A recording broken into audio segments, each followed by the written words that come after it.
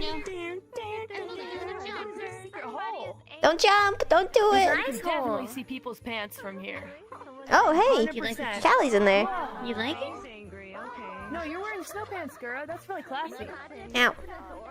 Ow. I keep Why falling. did you put pants on me? I'm a lake monster. Hi! The deep, deep blue sea. I'm swimming. Yeah. Well, I think this is a lake. Since Finland is known for their lakes. Chad's looking pretty. I learned that. Oh, same as Australia. Oh! There's just a lot of lakes over there. Finland has an ocean. We don't have an ocean. Oh, that's true. Camera. I know. Sometimes it's a little difficult to use.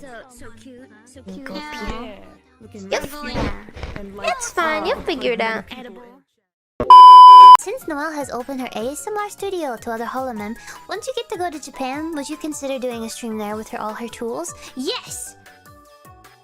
If Noelle would teach me how to do ASMR and like she could be on the other side, I would do that with her 100%. Because then I would have somebody who knows how to do good ASMR be able to teach me.